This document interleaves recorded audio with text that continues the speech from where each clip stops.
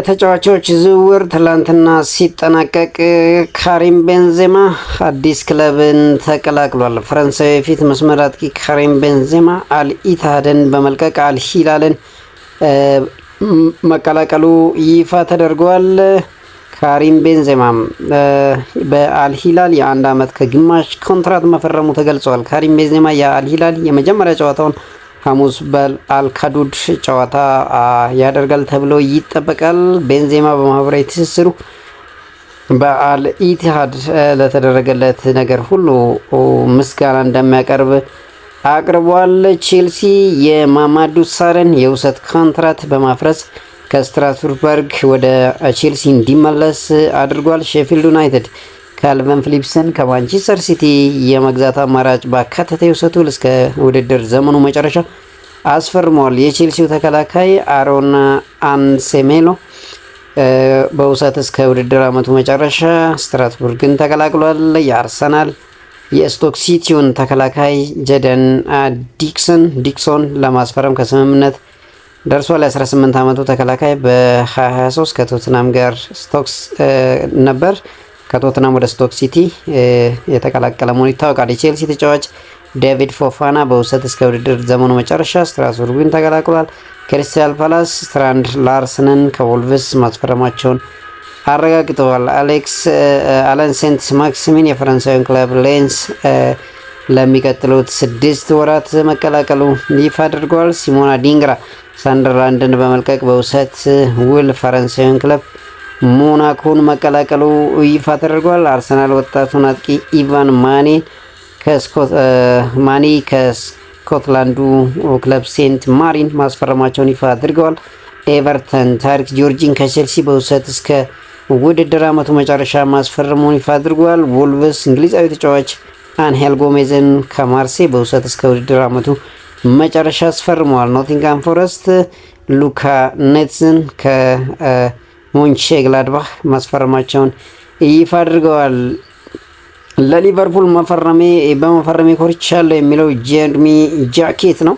የመርሳይዱ ክለብ ሊቨርፑል የፈረንሳዩን የኋላ መስመር ተጫዋች ጀርሚ ጃኬት ማስፈረሙን ይፋ አድርጓል። የ20 ዓመቱ ተከላካይ ጀርሚ ጃኬት የ5 ዓመት ኮንትራት የፈረመ ቢሆንም በሚቀጥለው ክረምት ሊቨርፑል እንደሚቀላቀልና የቨርጂል ቫንዳይክ ተተኪ እንደሚሆን ይጠበቃል።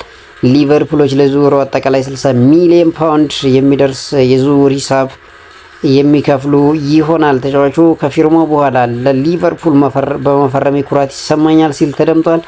ሊቨርፑል ከዓለም ምርጥ ክለቦች አንዱ መሆኑን ያነሳው ተጫዋቹ ይሄ ለእኔ ክብር ነው፣ ለእኔ በጣም አስፈላጊ ነው በማለት ተናግረዋል። ሊቨርፑል ጀርሚ ጃኬትን በፕሪሚየር ሊጉ ደምቆ ለማውጣት የሚያስችል ሁሉም አይነት አስፈላጊ ብቃት እንዳለው አምኖበታል። በክለቡ ውስጥ የተጫዋቹ ዝውውር ስኬታማ የረጅም ጊዜ ስምምነት አድርገው እንደሚመለከቱት ተገልጿል። የተጫዋቹ የስራ ስነ ምግባርና ራሱን ለማሳደግ ያለው ቁርጠኝነት የክለቡን ቀልብ እንደሳበ እና ዝውውሩን በቁጥራዊ መረጃ ተንታኞችም መደገፉ እየተነገረ ይገኛል። አሰልጣኝ ፔፕ ጋርዲዮላ በውድድር ዘመኑ መጨረሻ ማንቸስተር ሲቲን የሚለቁበት እድል እንዳለ እየተነገረ ይገኛል። አሰልጣኙ በማንቸስተር ሲቲ የ2 ዓመት ውል ቢፈርሙም በአንድ ዓመት ብቻ ይቆያሉ ተብሎ ይጠበቃል። ፔፕ ጋርዲዮላ በእርግጥ ያላቸው የ2 ዓመት ውል ሊጨርሱ የሚችሉበት እድል መኖሩ ተገልጿል። ነገር ግን ውሉ ለ2 ዓመት የተባለው አሰልጣኙ በዚህ ዓመት ከጫና ርቀው በነፃነት ዓመቱን እንዲያሳልፉ በማሰብ ሊሆን እንደሚችል እየተነገረ ይገኛል። ይሁን እንጂ ማንቸስተር ሲቲ ጋርዲዮላን ከለቀቁ በሚል ተተኪ አሰልጣኝ ማነጋገር በመጀመሩ ምክንያት እቅዱ እንዳልተሳካ ተገልጿል። ዘገባውን አትሌቲክስ ይዞት ወጥቷል። በማንቸስተር ዩናይትድ ቤት ዘንድሮ እየደመቀ የሚገኘው ብሩኖ ፈርናንዴስ ምናልባትም የቴሪ ዳንኤል ሄነሪን በአንድ ዓመት 20 ጎል 20 አሲስት የማድረግ ሪከርድን ይሰብራል ተብሎ እየተጠበቀ ይገኛል።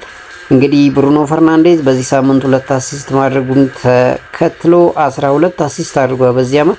እንግዲህ ጨዋታዎችም ስላሉ ምናልባት ብሩኖ ፈርናንዴዝ የፈረንሳዩና የአርሰናል ታሪካዊ ተጫዋች ቴሪ ዳንኤል ኤነሪ የተያዘውን በአንድ አመት 20 አሲስት የማድረግ ሪከርድ ይሰብራል ተብሎ ይጠበቃል። ኦልሞስት 8 ጎሎች ብቻ ነው እየቀሩት። እዚህ ማንቸስተር ዩናይትድ በአሁን ባለው አቋም የሚቀጥል ከሆነ ምናልባትም ብሩኖ ፈርናንዴዝ አዲስ ታሪክ የሚጽፍበት እድል ይኖራል ተብሎ ይጠበቃል። በሌላ በኩል ፖርቹጋላዊ በርናርዶ ሲልቫ በክረምቱ ማንቸስተር ሲቲን ይለቃል ብሎ ፋብሪዞ ሮማኖ በዜናው አውጥቶታል። በሌላ በኩል ትላንትና በእንግሊዝ ፕሪሚየር ሊግ የመጨረሻ ጨዋታ ሰንደርላንድ በበርንሌን 3-2 አሸንፏል። እንግዲህ ሰንደርላንድ በዘንድሮ ዓመት በፕሪሚየር ሊጉ አንድም ጨዋታ በሜዳው ያልተሸነፈ ብቸኛ ክለብ ሆኖ ዘልቆ ይገኛል። በሌላ ዜና ሉዊስ ሱዋሬዝ እናገኛለን። እኔ በግሌ የሽልማቶች አሸናፊ ነኝ ይላል። በሊዮ ሜሲ እና ክርስቲያኖ ሮናልዶ ዘመን 2 ጎልደን ቦት አሸንፍ ያለው እናም በድምፅ ሳይሆን በቁጥር ስላሸነፍኩ በዚህም ኮርቻለሁ ይላል ሉዊስ ሱዋሬዝ። ሊዮ ሜሲ በሌለበት ማድሪድ ላይ 3 ጎሎችን አስቆጥሬያለሁ። ጀራርድ በሌለበትም በሊቨርፑል ተመሳሳዩን ነገር አድርጌዋለሁ እና በ21 ዓመቴ የአያክስም ካፒቴን ነበርኩ። በግሌ ብዙ ሽልማቶችን አሸንፌያለሁ ሲል ይናገራል ሉዊስ ሱዋሬዝ። በሌላ በኩል እንግዲህ ትላንት ምሽት በተጠናቀቀ የዝውውር መስኮት ከፍተኛ ወጪ የወጣባቸው ተጫዋቾች ይፋ ተደርገዋል። በዚህም አንቷን ሴሜኞ ቀዳሚ ሆኖ ይገኛል። አንቷን ሴሜኞ ከበርንማውዝ ማንቸስተር ሲቲን በ84 ሚሊዮን ፓውንድ ተቀላቅሏል። ጀርሚ ጃኩዌት ከሬንስ ወደ ሊቨርፑል 82፣ ጆርገን ስትራንድ ላርሰን ከወልቭስ ወደ ክሪስታል ፓላስ በ59፣ ሉካስ ፓኩዌታ ከዌስትሃም ፍላሚንጎን በ50.1 ሚሊዮን ተቀላቅሏል። ብሪዌን ጆንሰን ከቶትናም ክሪስታል ፓላስን በ48 ሲቀላቀል፣ ኮነር ጋላገር በበኩሉ ከአትሌቲኮ ማድሪድ ቶትናምን በ47 ሚሊዮን ዶላር ተቀላቅሏል። አዲሞላ ሉክማን አትላንታ ለቆ አትሌቲኮ ማድሪድን በ40.5 ሚሊዮን ተቀላቅሏል። ኦስካር ቦብ ማንቸስተር ሲቲን ለቆ ፉላምን በ37 ሚሊዮን ዶላር ተቀላቅሏል። ሙሐመድ ካዲር ሚቴ ከሬንስ አልሂላልን በ35.5 ሚሊዮን የተቀላቀለበት እንግዲህ በጥር ከፍተኛ ወጪ የወጣባቸው የተጫዋቾች ዝርዝር ሆኗል። እንግዲህ ሬንስ ብዙ ወጣቶችን በማምጣት ለትልልቅ ክለቦች በመሸጥ አትርፋማው ክለብ ሆኗል። እንግዲህ ኤድዋርዶ ካማቪንጋ፣ ጀርሚ ዶኩ፣ ኡስማን ዴምቤሌ፣ ዲዛሪ ዱዬ በጣም ብዙ ተጫዋቾችን በትንሽ ዋጋ እየገዛ እያሳደገ እንግዲህ ለትልልቅ ቡድኖች በትልቅ ብር እየሸጠ ይገኛል።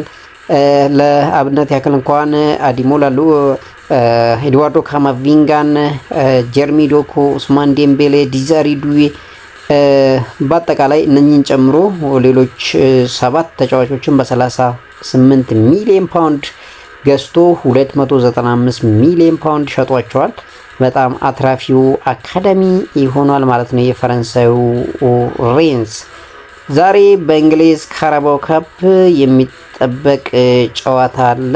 ይህ ጨዋታ ምሽት 5 ሰዓት ላይ የአርሰናልን ከቼልሲ ያገናኛል። እንግዲህ ዛሬ በድምር ውጤት ያሸነፈው ቡድን በቀጥታ ለፍጻሜ የሚያልፍ ይሆናል። በኮፓ ዴል ሬም አልባሴቴ ከባርሴሎና ምሽት 5 ሰዓት ላይ የሚገናኙበት ሌላ ተጠባቂ ጨዋታ ነው። በጀርመን ዲኤፍቢ ፖካል ባየር ሊቨርኩሰን ሴንት ፓውሊን የሚያስተናግድበት ምሽት 4 ሰዓት ከ45 ላይ የሚጠበቅ ሌላ ተጫዋች ነው። በጣሊያን ሴሪያም ቦሎኛ ከኤስ ሚላን ምሽት 4 ሰዓት ከ45 የሚደረግ ሌላ ጨዋታ ነው። እንግዲህ ቼልሲ ከአርሰናል የሚያደርጉትን ጨዋታ ማን ያሸንፋል የሚለውን ግምታችሁን በኮመንት ሴክሽን ልታጋሩን ትችላላችሁ። ቻናላችን ሰብስክራይብ፣ ቪዲዮአችን ላይክ በማድረግ እንድታበረታቱን በአክብሮት እንጋብዛለን። ለሚደግፉት ክለብ ሁሉ መልካም እድል እየተመኘው ተሰናበትኳችሁ። መልካም ቀን